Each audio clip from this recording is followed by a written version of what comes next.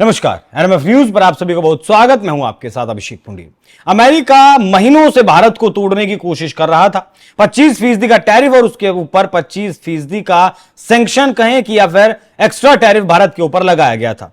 कारण था कि इनका आरोप है अमेरिका का कि भारत रूस की युद्ध मशीनरी को सपोर्ट करता है। हालांकि नाकामी पूरी तरीके से अमेरिका की और डोनाल्ड ट्रंप की है। उन्होंने दावा किया था 24 घंटे में वो युद्ध रुकवा देंगे, लेकिन अब क्या भारत के ऊपर से फोकस हटाकर चीन के ऊपर अमेरिका लगाने वाला है? क्योंकि ट्रंप ने नाटो देशों के साथ और G7 के जो देश हैं उनसे यह अपील की है, उन्हें कहा है कि आप भी चीन के ऊपर टैरिफ लगाएं। 50% का जो टैरिफ है उसे क्यों ना बढ़ाकर 100% कर दिया जाए। इस पीछे की पटकथा, इसके पीछे क्या लिखना चाहते हैं ट्रंप, उसी विषय पर चर्चा करेंगे। मेरे साथ मौजूद हैं निपुण आलम बयान जी। सर, बहुत बहुत स्वागत आपका। देखिए, पहले यूरोपियन यूनियन के देशों से भी ट्रंप ने यह कहा था भारत का जो तेल आयात होता था, जो शिप्स थे, रशिया के जो शिप्स थे, उन पर बैन लगाने की कोशिश की गई थी, बैन लगाया गया था। क्या ठीक वैसे ही अब फिर कुछ बड़ा ट्रंप करना चाहते हैं? अब चीन का भी नाम उन्होंने ले लिया है। देखिए, चीन का नाम लिया है, लेकिन रियलिटी की वास्तविकता की बात यह है कि चीन जो है उस पर लगाएंगे ज्यादा नहीं। इनकी जो पूरी तलवार है वो भारत के ऊपर ही लटकेगी। लेकिन मैं एक्चुअली हुआ मसला क्या है कि कल जो है G7 के जो कंट्रीज हैं इनके वित्त मंत्रियों की मीटिंग हुई थी। उसमें उन्होंने कहा कि भारत और चीन के ऊपर आप भी सेशन लगाएं, क्योंकि सेशन लगाने के बाद ही आप रूस को रोक सकते हैं। क्यों रोक सकते हैं? एक्चुअली पूरा यूरोप जो है कहीं ना कहीं इस बात से लोग चिंतित है कि हो सकता है रूस जो है वो अब हमारी ओर भी एक्शन ले और वॉर का दायरा बढ़े। क्योंकि आप जानते होंगे पोलैंड में कुछ रशियन ड्रोन्स गए जिनको वहां पर शूट डाउन किया गया, तो एक पैनिक पोलैंड को लेकर भी। और आप जानते हैं, चाहे वो ब्रिटेन की बात हो, फ्रांस की बात हो, दोनों ने ही अपनी मेडिकल फैसिलिटीज को एक्टिव कर दिया है कि कभी भी एक बड़ा वॉर हो सकता है। और देखिए, आपको याद होगा फ्रांस ने कुछ दिन पहले ये कहा था कि रशिया एक सुपर की तरह है, मतलब पोकर की तरह है, जिसको हमेशा कुछ ना कुछ खाना पड़ेगा। लेकिन थोड़ा सा क्या है कि बात प्रैक्टिकल बात कर भी रहे हैं डोनाल्ड ट्रंप भी और यूरोप भी।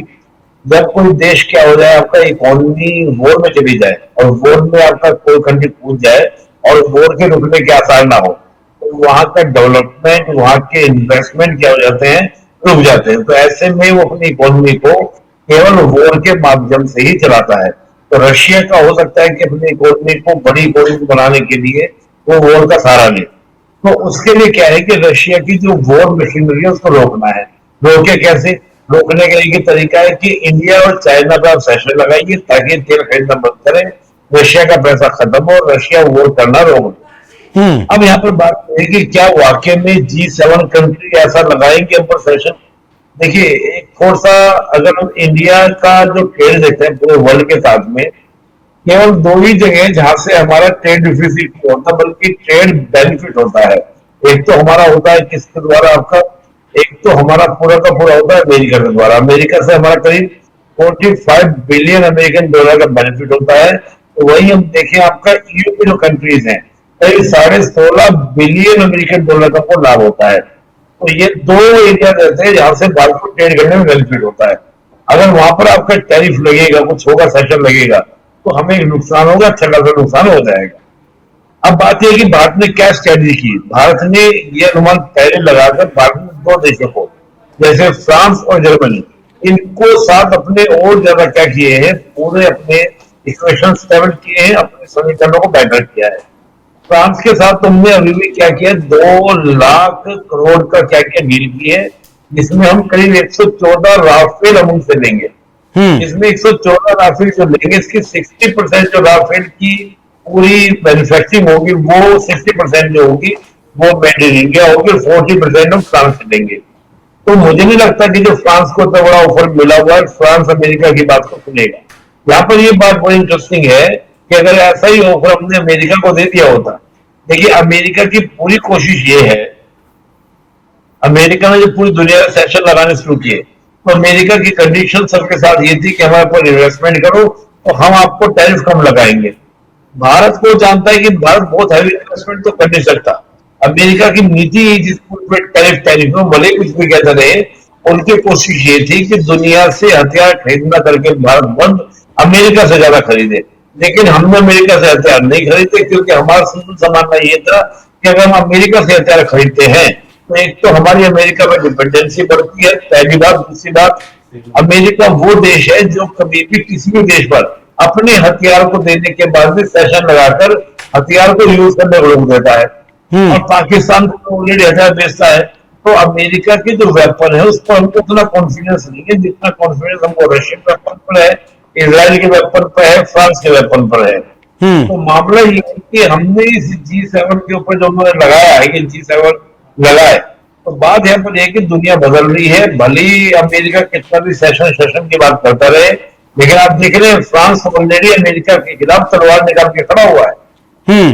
फ्रांस एक देश अभी कल परसों की बात है, फिलिस्तीन वाले मामले में वही फ्रांस सऊदी के साथ मिलकर फिलिस्तीन के मामले में लेकर आया कि टू नेशन थ्योरी को पास करो। नहीं तो इसराइल अमेरिका तो कहने लगे थे वन नेशन कोई नेशन नहीं होंगे। तो फ्रांस का जो लगातार भारत के लिए कहना कि आपको हम G7 के प्रेसिडेंसी को ऑफर करवाएंगे, हम ब्रिक्स का समर्थन करेंगे, ये सब जो चीजें हैं कहीं ना कहीं दिखाती है कि फ्रांस अब उतना कंफर्ट जोन फील नहीं कर रहा नाटो के साथ, G7 के साथ या अमेरिका के साथ। तो एक बड़ा मतलब मैं कह रहा हूँ कि बड़ी बातें ये हैं, क्योंकि वर्ल्ड जो है लगातार चेंज हो रहा है। जो हमारे जयशंकर जी कहते हैं कि भाई देखो, दुनिया पहले से बहुत जटिल थी, लेकिन ये जटिलताएं और भी ज्यादा लगातार क्या हो रही है, बढ़ती जा रही है। ठीक है। अच्छा सर, जो इन्होंने कल अपने सोशल मीडिया ट्रुथ पर कहा, मतलब एक धमकी भरे लहजे में नाटो के जो देश हैं उन्हें इनकार कर दिया साफ तौर पर कि अब रशिया से तेल नहीं खरीदना है। साथ ही चीन के ऊपर जो 50 से बढ़ाकर टैरिफ 100% करने की बात कही गई है, उससे क्या ऐसा माना जा सकता है कि भारत से ध्यान हटाकर चीन पर अब लगाना चाहता है अमेरिका? नहीं, देखिए, अब चीन को तो पहले से कहा हुआ था उन्होंने, 90 दिन का समय दिया हुआ था। वो पूरा नहीं हुआ ना सर अभी, लेकिन हाँ पूरा नहीं हुआ, तो पहले से वो बात कहना शुरू कर दिया है। ठीक है, पहले से बोलना शुरू कर दिया चीन चीन। लेकिन देखिए, चीन के साथ अमेरिका को डर लगता है। चीन के साथ अमेरिका को डर क्या लगता है कि चीन तत्काल क्या करता है, रिएक्शन देता है। जैसे टैरिफ देता है, भारत उस प्रकार के टैरिफ देता नहीं है। तो भारत के माध्यम से वो क्या करता है, कोशिश करता है कि पूरी दुनिया को थ्रेट देने की, भारत को डरा देना। आपको याद है उनके वित्त मंत्री का स्टेटमेंट ये है कि भारत वैसे तो बात करता है 140 करोड़ लोगों का देश, लेकिन हमारा थोड़ा सा भी मक्का खरीदता नहीं है भारत। क्या फायदा ऐसे देश का, क्या बेनिफिट ऐसे देश का, ये क्या बात करती है कौन आप। जी जी ये चीजें आपको देखनी पड़ेगी, देखने वाली होंगी। तो मुझे लगता है कि चीन को लेकर अमेरिका ठीक है बदलेगा, सूट टाइट करेगा, लेकिन चीन को लेकर उतना नहीं, क्योंकि चीन की ओर से कड़ा रिएक्शन आता है। और चीन की इकोनॉमी उतनी कमजोर नहीं है। भारत की इकोनॉमी को हमको मजबूत करना है, स्ट्रेंथ करना है, तो इसलिए हमारा ध्यान पूरा हमारी इकोनॉमी पर है। अच्छा, ये फैसला अब सिर्फ रशिया के ऊपर दबाव ही बनाना है, इसके पीछे कुछ और भी कहानी हो सकती है? नहीं, इसका पूरा मकसद ये है कि एकदम से पूरा रशिया पर दबाव बनाना है, प्रेशर क्रिएट करना है। और देखिए, जानबूझकर इस समय की ये बात जब रशिया ने पोलैंड पर अटैक कर दिया। रशिया ने तो खंडन किया था, लेकिन पहले दिन जो ड्रोन गिरे थे वहां, मैं कहूँ कहीं भी आपके ड्रोन गए तो ड्रोन क्यों गए? रशिया एक्सेप्ट नहीं कर रहा है, क्योंकि देखिए रशिया तो पहले भी कहता रहा है यूक्रेन वाले मामले में कि हम अटैक नहीं करेंगे, हम अटैक नहीं करेंगे। यूक्रेन में भी ऐसे ही हुआ था।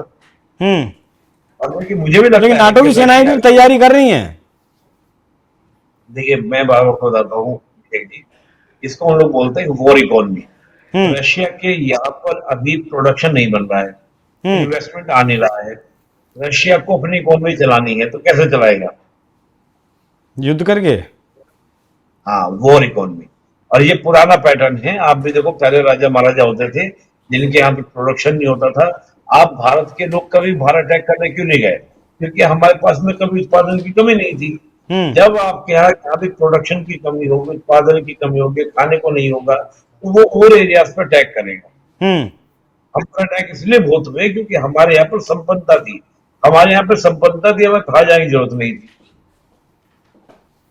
ठीक है सर। बाकी जो सर्गियो गोर हैं, उनकी तरफ से भी ये बयान आया कि भारत और अमेरिका के बीच जो ट्रेड डील है वो भी लगभग अंतिम दौर में है और भारत को न्योता भी भेजा गया है कि आइए जो बाकी बची हुई ट्रेड डील हैं उसे करते हैं। बाकी कहीं ना कहीं ये नजर आता है कि भारत के ऊपर से ध्यान हटाकर चीन के ऊपर अमेरिका लगाना चाहता है या फिर लगाने की कोशिश कर रहा है, जिसके लिए नाटो देशों की रजामंदी ट्रंप ने मांगी है। अब नाटो के देश रजामंदी देते हैं या नहीं देते हैं वो देखने वाली बात होगी। निपुण जी, बहुत धन्यवाद आपका चर्चा में जुड़ने के लिए। बाकी दर्शकों, आप इस विषय पर क्या सोचते हैं? अपनी राय हमें कमेंट कर जरूर बताइएगा। नमस्कार।